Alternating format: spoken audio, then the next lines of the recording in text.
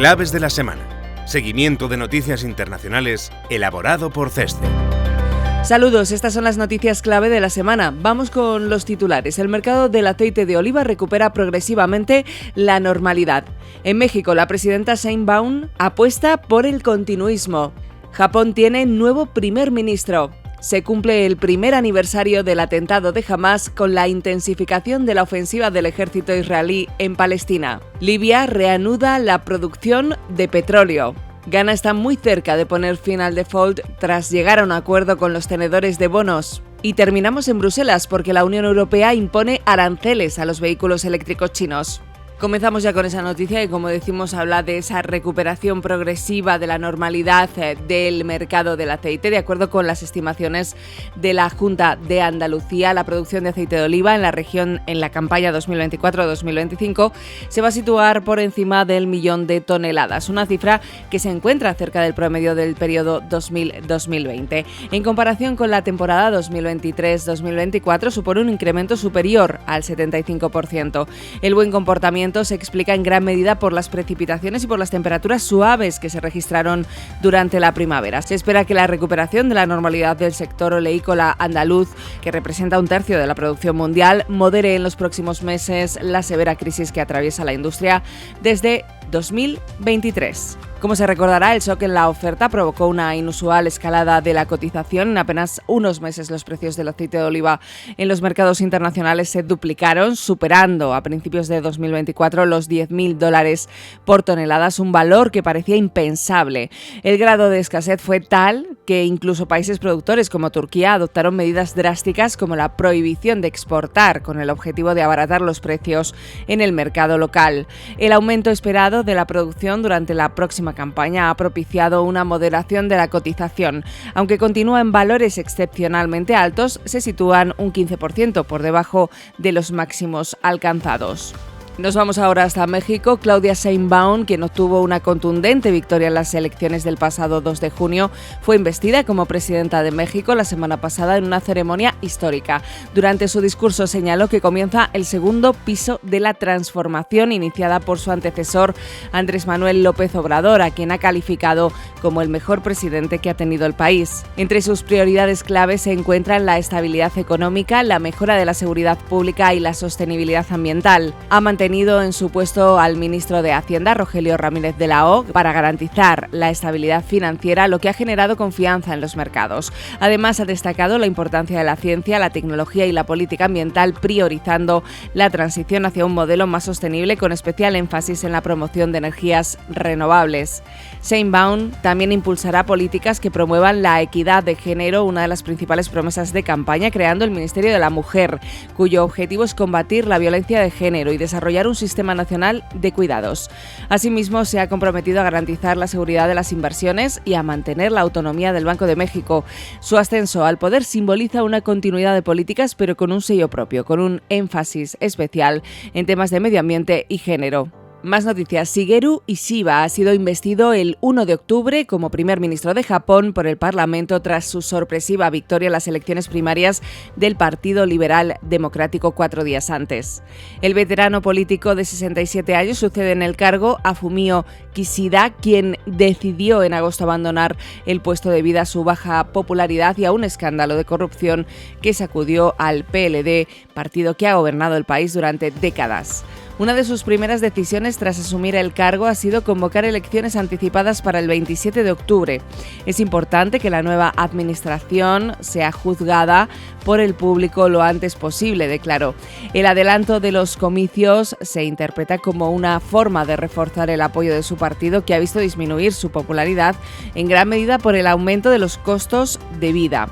Este anuncio coincide con una caída del 4,8% en el índice Nikkei 225, lo que refleja inquietud entre los inversores por el nuevo líder y datos económicos decepcionantes, como una reducción del 3% en la producción industrial de agosto. El mandatario ha señalado que trabajará para sacar a Japón de la deflación, prometió que los aumentos salariales superarán la inflación y aspira a elevar el salario mínimo nacional a 1.500 yenes, aproximadamente $10, para finales de la década. Además, como defensor de la revitalización regional, anunció su intención de duplicar las subvenciones para proyectos locales, reconociendo que las autonomías locales son clave para el crecimiento. Ishiba apoya la política de normalización y el aumento de tasas del Banco de Japón, lo que ha fortalecido el yen, pero ha perjudicado a las empresas manufactureras y minoristas orientadas al turismo. Su gabinete incluirá figuras como Takeshi Ibaya en exteriores y Gen Nakatani en defensa,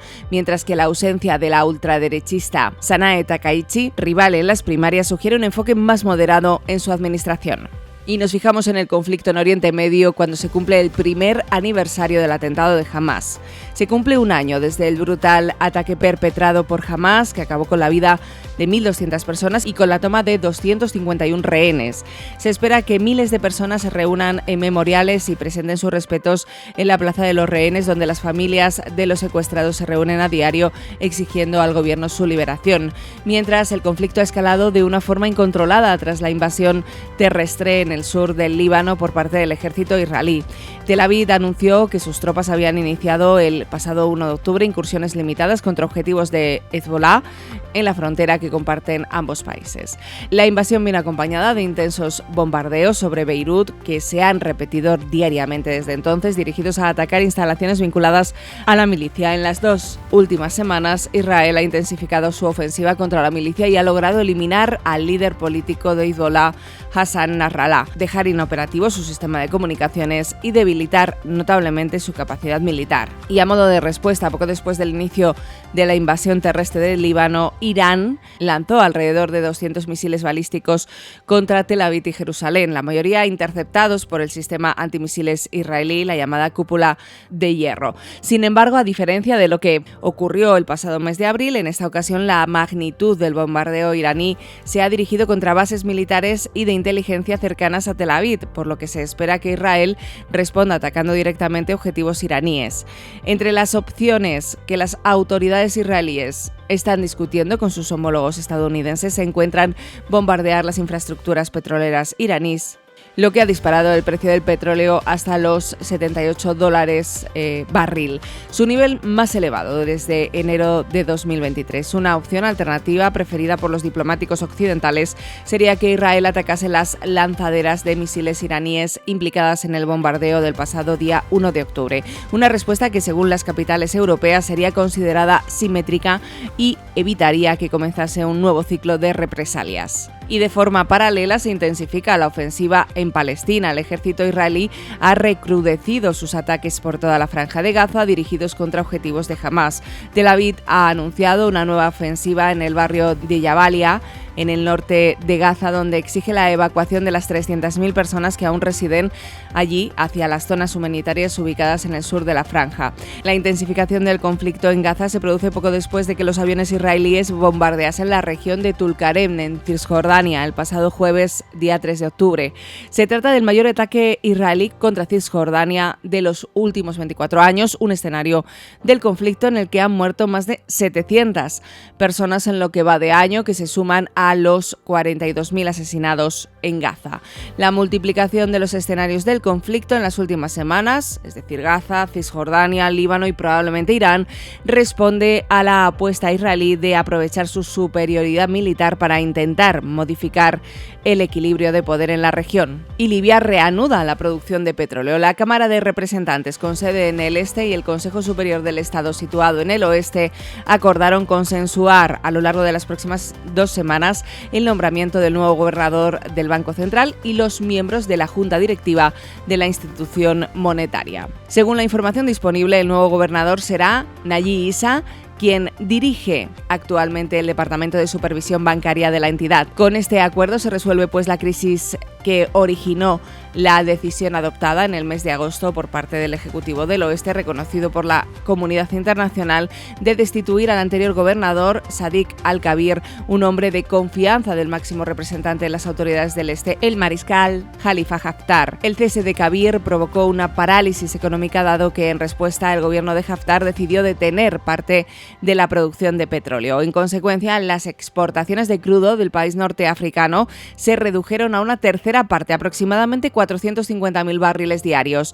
Tras el acuerdo alcanzado, las autoridades del este han asegurado que la producción recobrará la normalidad en los próximos días, un movimiento que añadirá al mercado cerca de 750.000 barriles de crudo al día. Como se recordará, la guerra civil que asoló el país ha desembocado en un escenario caótico. Si bien los enfrentamientos bélicos han cesado, la nación se encuentra dividida entre dos administraciones que rivalizan por el control de los recursos y de las instituciones. Y Ghana está muy cerca de poner fin al default tras llegar a un acuerdo con los tenedores de bonos. El presidente de Ghana, Nana Akufo-Addo, ha anunciado que la abrumadora mayoría de los bonistas han aceptado finalmente los términos del acuerdo de refinanciación de la deuda con un recorte del 37% del valor original, lo que en la práctica reduce la carga deudora del país en 4.700 millones de dólares. La firma del acuerdo supondrá la finalización de la reestructuración del endeudamiento tras casi 2 años de durísimas negociaciones y sufrimiento para la economía africana, otrora una de las más dinámicas del continente.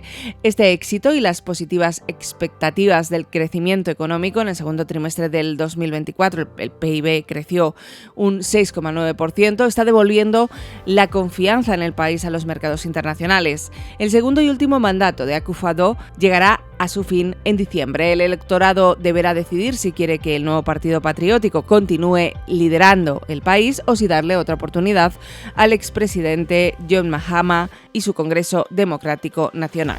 Y terminamos en Bruselas porque la Unión Europea impone aranceles a los vehículos eléctricos chinos. Los líderes europeos lo aprobaron el pasado 4 de octubre. Esa imposición de aranceles de hasta el 45% sobre los vehículos eléctricos chinos no fue una decisión unánime. 10 Estados miembros votaron a favor de la medida, mientras que Alemania y otros 4 votaron en contra y 12 se abstuvieron. Los aranceles estarán vigentes durante 5 años y variarán entre el 7,8% para Tesla y el 35,3% para SAIC, propietaria de la marca MG. La decisión de la Unión Europea se produce después de que una investigación concluyera que China subvenciona injustamente a su industria a través de préstamos y alquileres por debajo de mercado.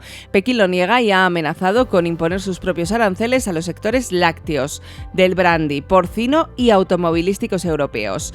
El porcentaje de coches eléctricos fabricados en China vendidos en la Unión Europea pasó del 3% a más del 20% en los últimos 3 años. Las marcas chinas representaron en torno al 8% de esa cuota del mercado, mientras que las empresas internacionales que exportan desde China, como es el caso de Tesla, representan el resto. La subida de aranceles de Europa tendrá un impacto moderado en los fabricantes chinos, ya que las ventas en el mercado europeo representan una fracción minúscula de sus ventas totales. La imposición de aranceles ha intensificado las tensiones comerciales entre la Unión Europea y China, dos socios comerciales que en 2023 intercambiaron bienes por un valor de 740.000 millones de euros. Y hasta aquí nuestro repaso de noticias internacionales. Recuerda que puedes consultar más desde el apartado de comunicación Claves de la Semana en nuestra web ceste.com. Hasta la semana que viene.